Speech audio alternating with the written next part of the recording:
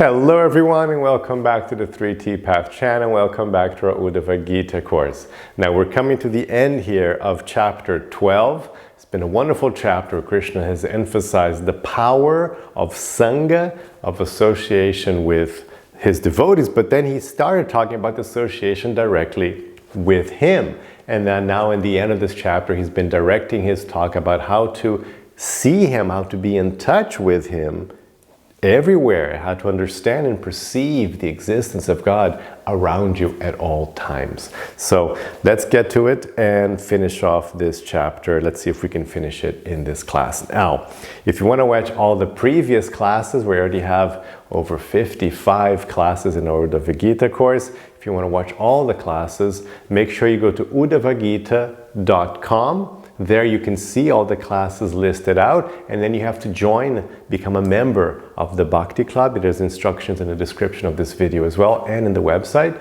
And once you're a member of this channel, then you can watch the entire course as many times as you want, whenever you want. Okay, so let's go here. We're 11th Canto, 12th chapter, verse 21. Just as woven cloth rests on the expansion of lengthwise and crosswise threads, similarly, the entire universe is expanded on the lengthwise and crosswise potency of the Supreme Personality of Godhead and is situated within Him. In other words, so you get a piece of cloth, and then if you can see, like, it's, you've got the lengthwise and the crosswise stitches, or else it falls apart, right? So you have that's how cloth is made, if you haven't noticed. So that's, and then God is like His potencies, that's it. I mean, like the whole structure, the whole essence of reality is made of God's potencies. It's there, you can see it there. And not only that, but He's situated within all this as well. And also He's situated outside of it as well, if you want to get really into it. So it's everywhere. So the idea is, as you develop this vision of spiritual vision, you can see God everywhere. And because you're thinking, because you're in sangha, in contact with God, by thinking about it, by meditating God, by maintaining a Krishna consciousness, conscious of Krishna, then you can start feeling it. Then the feeling comes later.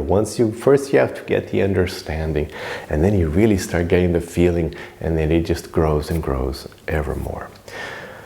The conditioned soul, that's you and me, has been accepting material bodies since time immemorial. That's our sad situation. And these bodies are like great trees, sustaining one's material existence.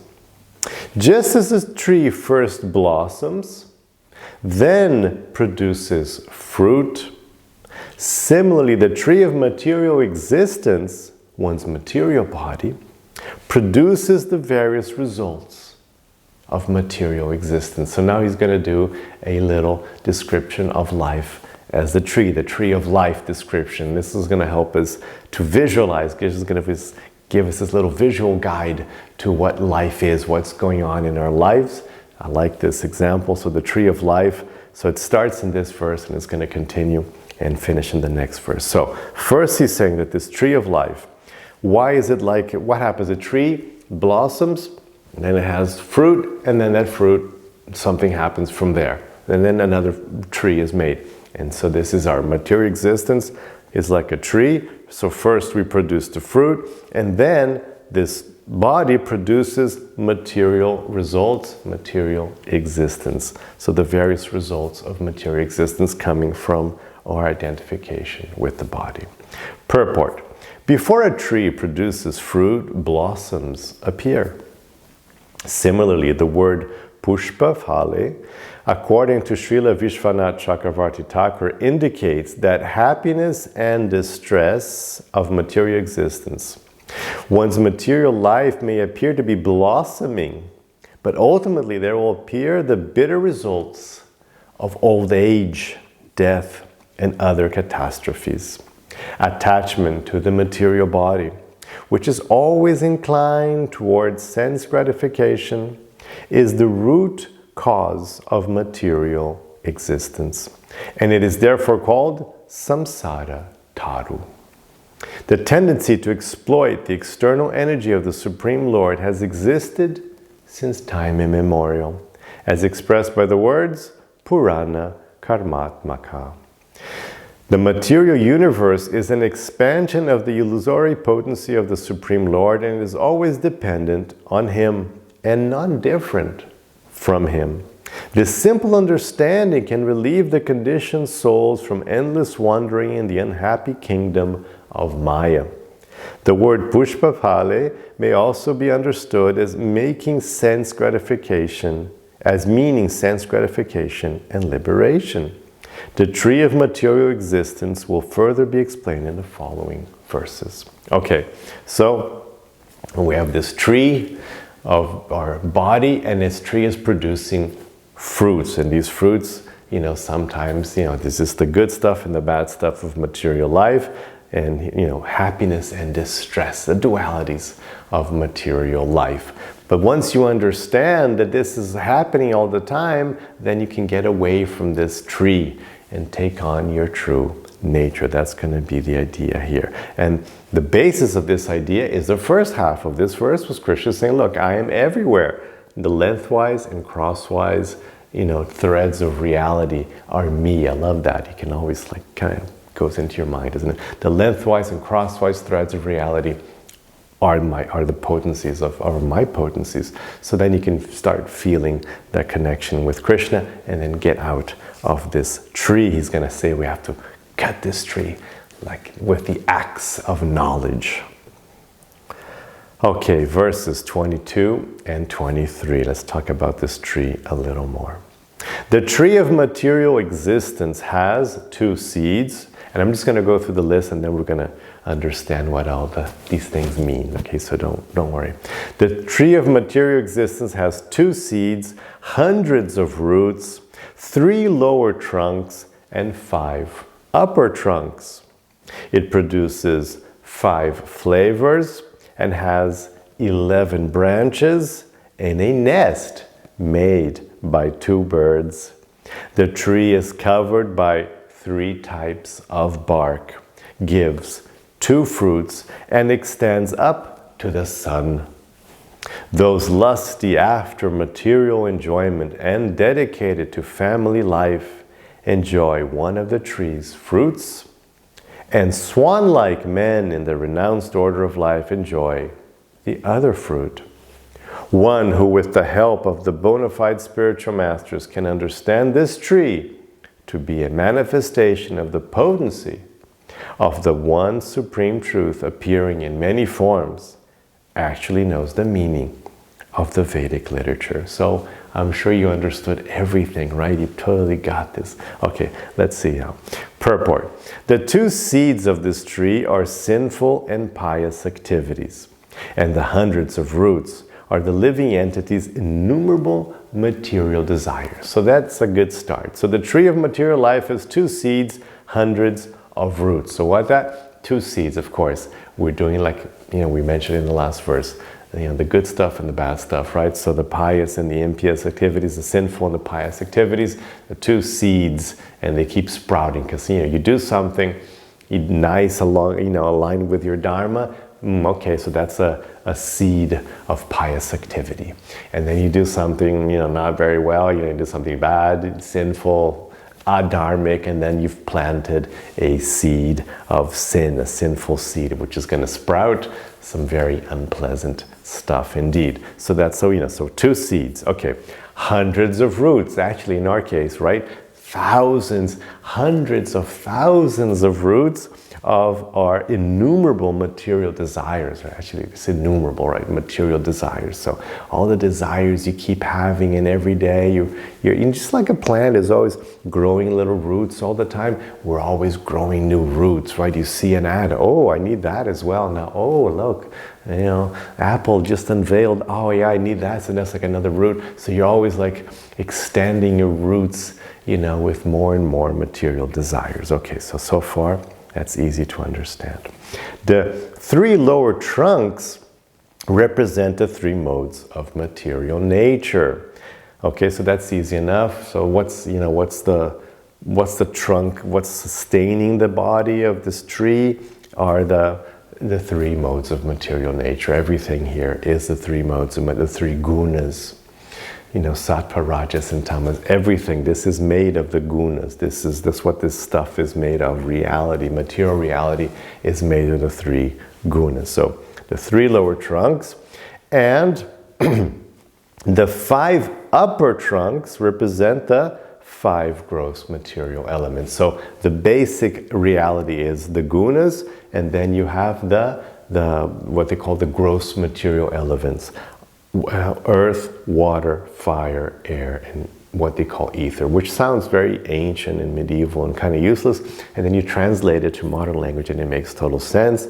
Solids, liquids, gases, radiant energy, and vacuum. So that doesn't sound so stupid anymore, right? That actually does describe all of the manifest reality that we see around us, right? The Newtonian reality of life. So those 5 things. So the 5 upper branches are these manifest aspects of material nature, of material existence. Okay.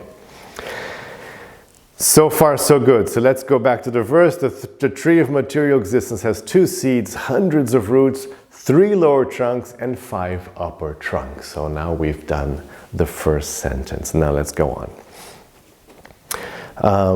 The tree produces 5 flavors. What are these 5 flavors? Sound, form, touch, taste, and aroma. This is from Sankhya.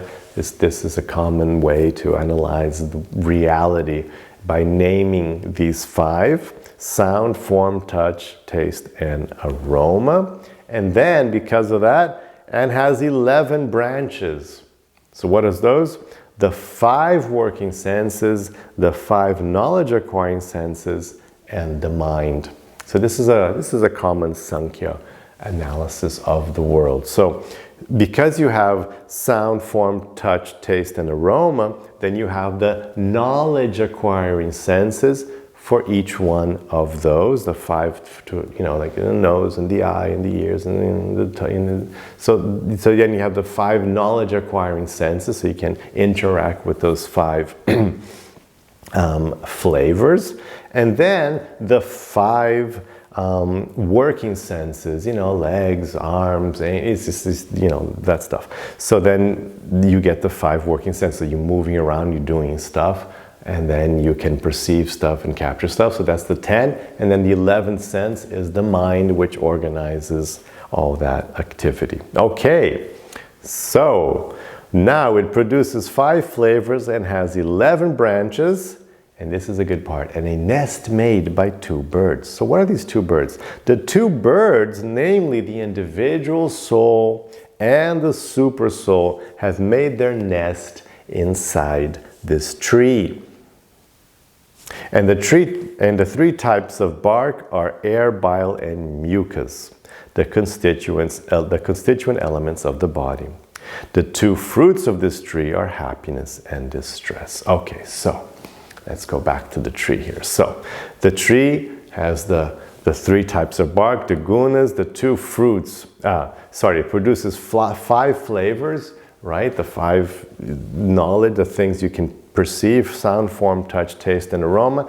For that, you have 5 knowledge acquiring senses to perceive each one of those 5 flavors. And then you have the 5 working senses, the 2 legs, the 2 arms, the anus. And then you have this, and then on top of that you have the mind, the 11th, and then this is the interesting part, you have the 2 birds have made a nest in the tree. So this is a classic image that you see in the Upanishads, you see in the Bhagavatam. It's very nice, and Krishna of course talks about the 2 knowers of the field of action, the 2 knowers of the field in the 13th chapter of the Uddhava-gita as well. So this very important Vedic knowledge that in every living entity, plant, human, bird, ant, whatever, there are 2 presences, there are 2 living entities, the individual soul and God, super soul, specifically the expansion of God called the super soul. Paramatma. Parama, super, Atma. So there's the Atma and the Parama Atma, the Paramatma. So there's two birds in the tree. It's a good example because if you have like a nice dense tree and two birds are there, if you think the tree doesn't have, it's not moving around, it's not like, so active as the bird, it's just kind of sitting there like the body. But what's really alive within the tree? The two birds, so you have these two birds, but you can't see them from the outside because their nest is way inside the leaves, you can't see it. So that's a great example. So we have the two birds are nested inside, which is, the individual, us and God. And the three types of bark, this is like a Vedic view of the body as an air, bile, and mucus. And the constituent elements of the body. And then this tree produces two fruits. And one of these two fruits, happiness and distress. And Krishna talks about this also in the 13th chapter of the Bhagavad-gita when he's doing his little sanket thing. Happiness and distress are elements as well that are given there. Okay, so let's go back to the verse. The tree of material life has 2 seeds, hundreds of roots, 3 lower barks, 3 lower trunks and 5 upper trunks. It produces 5 flavors and has 11 branches and a nest made by 2 birds. The tree is covered by 3 types of bark and gives 2 fruits and extends up to the sun. Okay, because it's so gigantic. Very nice, right? So now you're understanding this tree. I love these things. It's really helpful, isn't it? Those who are busy trying to enjoy the company of beautiful women and men, money, and other luxurious aspects of illusion, enjoy the fruit of unhappiness. One should remember that even in the heavenly planets, there is anxiety and death. Those who have renounced material goals and taken to the path of spiritual enlightenment enjoy the fruit of happiness. One who takes the assistance of bona fide spiritual masters can understand that this elaborate tree is simply the manifestation of the external potency of the Supreme Personality of Godhead, who is ultimately one without a second. If one can see the Supreme Lord as the ultimate cause of everything, and then his knowledge is perfect. Otherwise, if one is entangled in Vedic rituals or Vedic speculation without knowledge of the Supreme Lord, he has not achieved the perfection of life. Okay, so then Krishna says in the end, those lusty after material enjoyment and dedicated to family life enjoy one of the tree's fruits, which is the suffering part. But also, you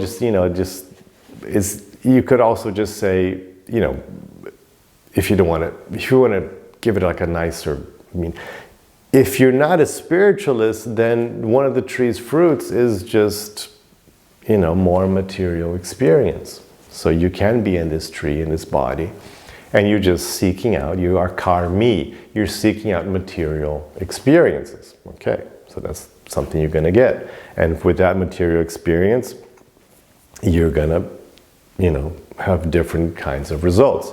And then the other thing you can do in this tree is seek out liberation, spiritual knowledge. Use the tree to become enlightened. And then you'll never suffer again because you're going to leave the tree. So that's another way you can see about the two. So those who are lusty after material enjoyment and dedicated to family life enjoy one of the tree's fruits, and swan-like men in the renounced order of life enjoy the other fruit.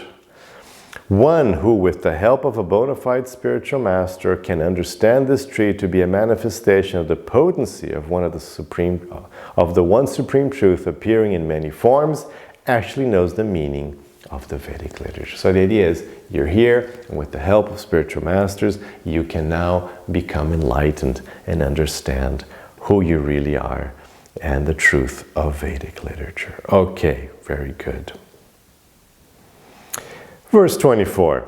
Now Krishna, focusing on this theme of knowledge, of using this tree, using your life to acquire knowledge so you can get out of here. So verse 24.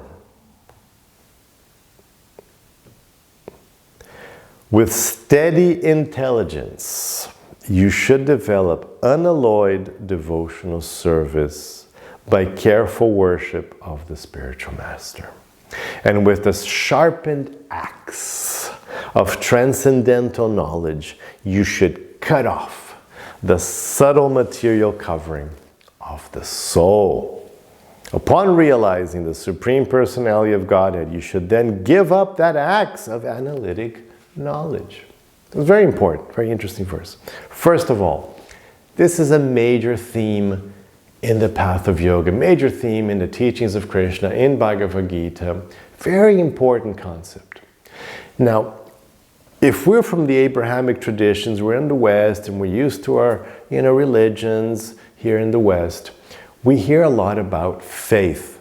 So first we're told to have faith. Faith is emphasized. First and foremost, it's pushed out there. Look, if you accept, if you have faith, if you believe, and then all these things are going to come afterwards. There's like a portal you have to go through of faith, right? That's pretty much the idea. Look, there's this faith, and unless you go through this portal of faith, you won't get any of the other stuff. So it's all about faith, and faith is emphasized all the time. You have to believe and have faith and believe. A lot of believing and faith. In yoga, however, they had a different take.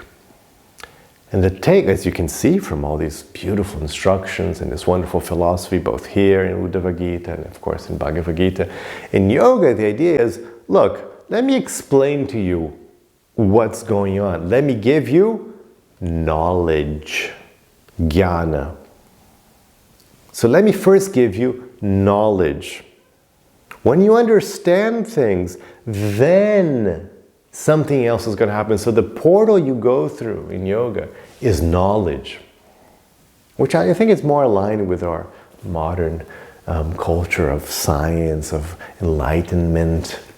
It's like first you get knowledge. If you want anything, first get knowledge. You want to know how to invest, get knowledge, and then you'll know how to invest something. You want to get healthy, well, get some knowledge about how the body works and what exercises are doing. And then you can do the exercises and get healthy. You want to eat well, first you get some knowledge about food and, and nutrition, and then you can decide what to eat, right? It just makes more sense like that. So you get knowledge first. So first, jnana.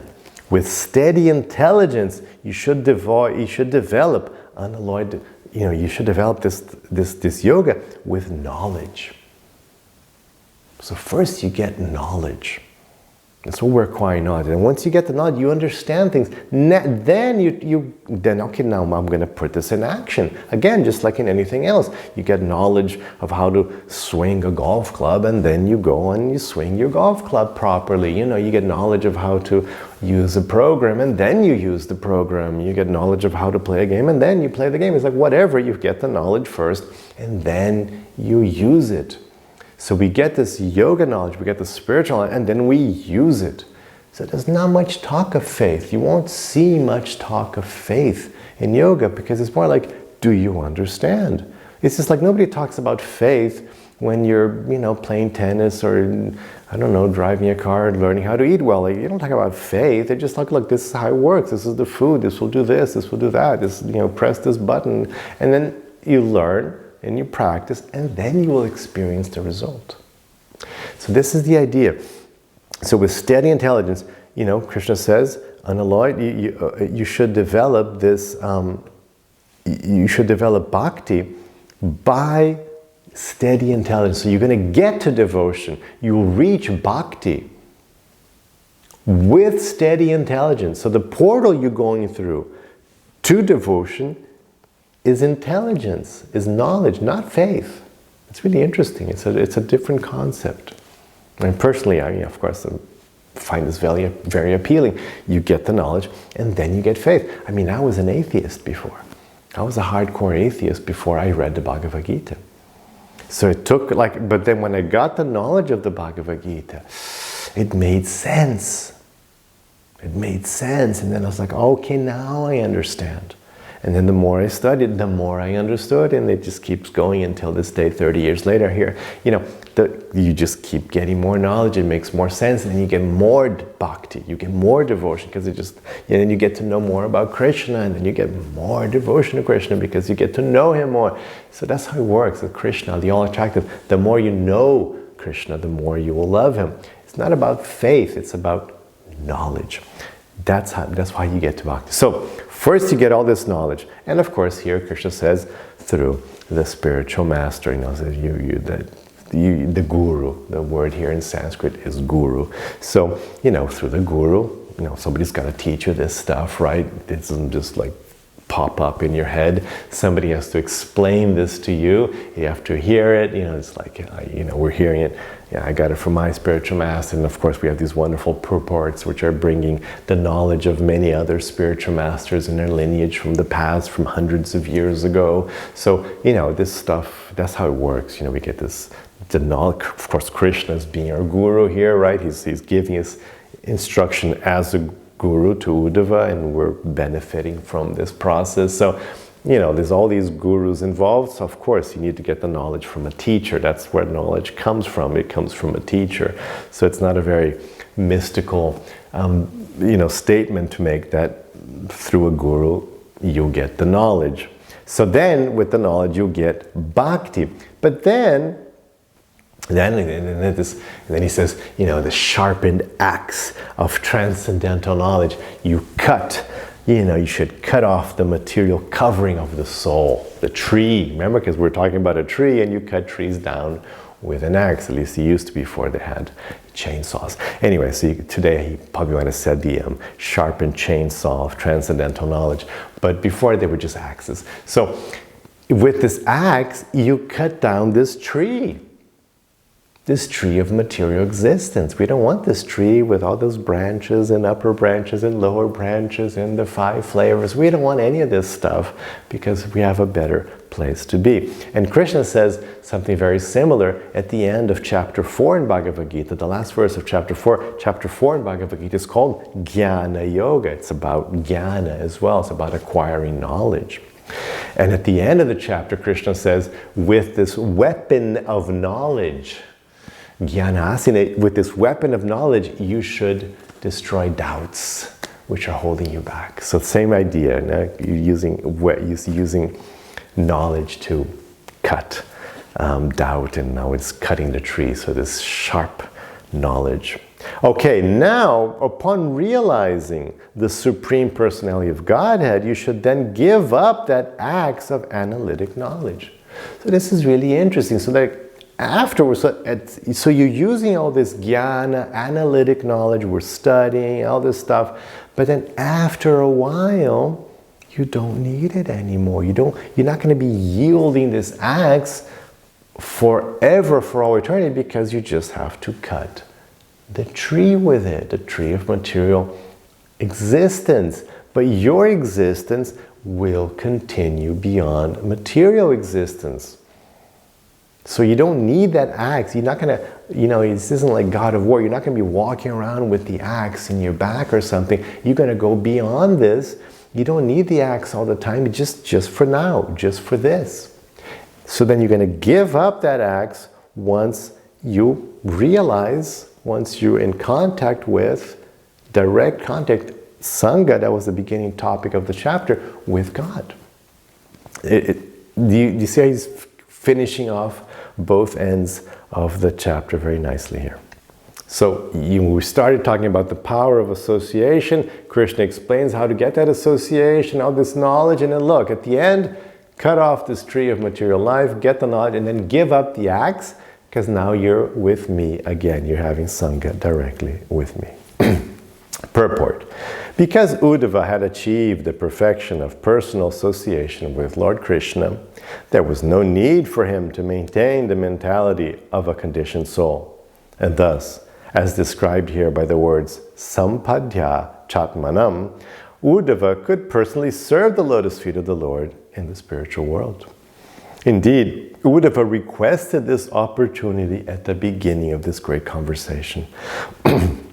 As stated here, Guru pasanayeka bhaktya. One can achieve pure bhakti by worshipping a bona fide spiritual master. Again, don't get this worshipping wrong. Worshipping, there was never this idea. It became kind of gaudy, like especially like last century, all these big Indian gurus came to America and, and kind of like enjoyed that whole special atmosphere of the 60s, and en masse, they would fill stadiums, and they got really gaudy. And of course, a lot of them, like most of them, were corrupt. And as soon as they had all that power and all those people worshiping them, they were like making money and, and raping, and sexual, so all that crazy nonsense. So forget all that stuff.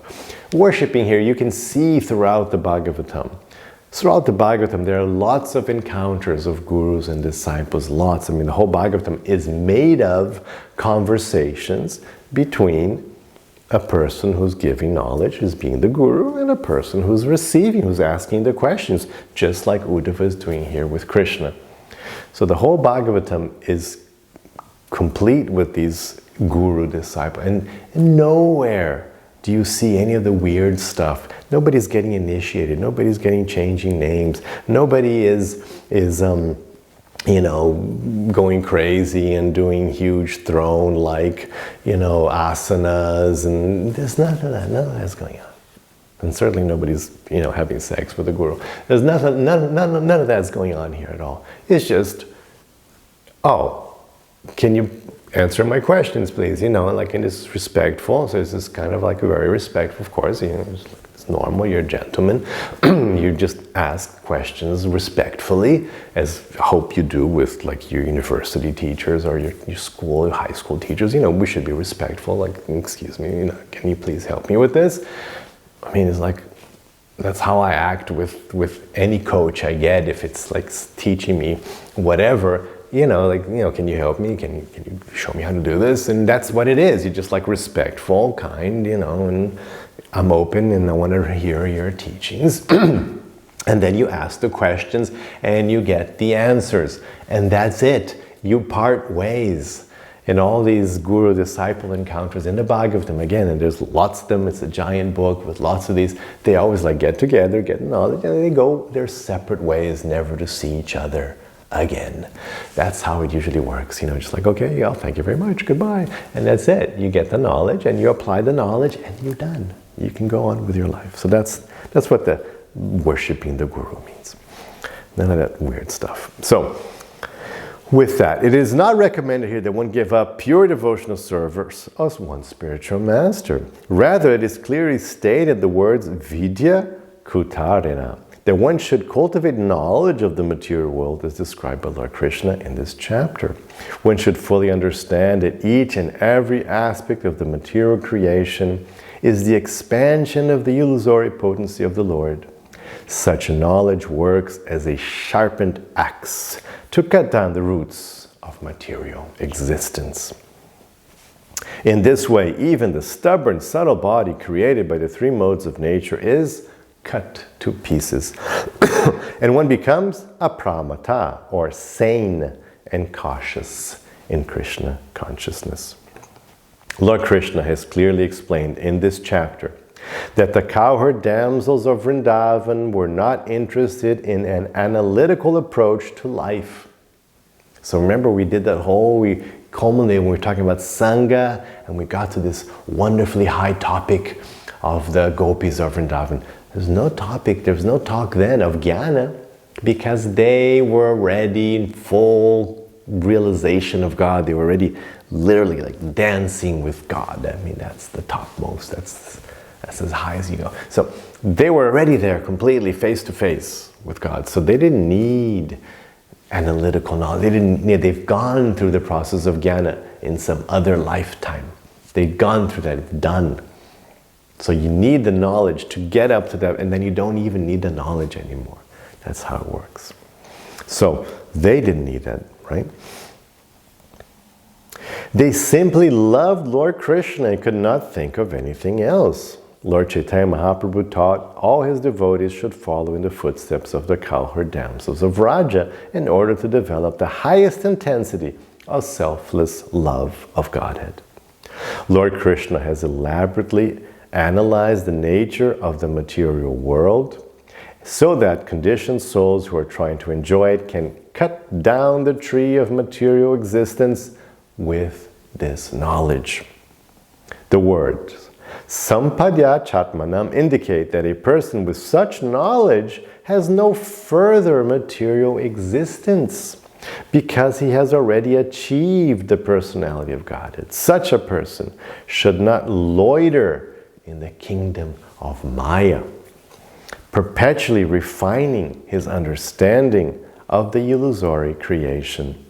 One who has accepted Lord Krishna as everything may enjoy eternal bliss in the Lord's service.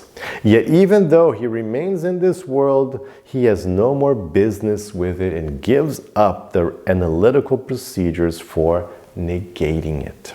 Lord Krishna therefore tells Uddhava, Tyajastram, give up the acts of analytic knowledge by which you have cut down your sense of proprietorship and residence in the material world. Very good. Wonderful end to this chapter. I'm glad we managed to get to the end. And next week, Krishna willing, we'll start a wonderful chapter with a very special avatar, a little known, very special avatar of knowledge, Hamsa avatar. So that's going to be starting next week. So have the rest of your day with lots of peace and lots of love. Hare Krishna.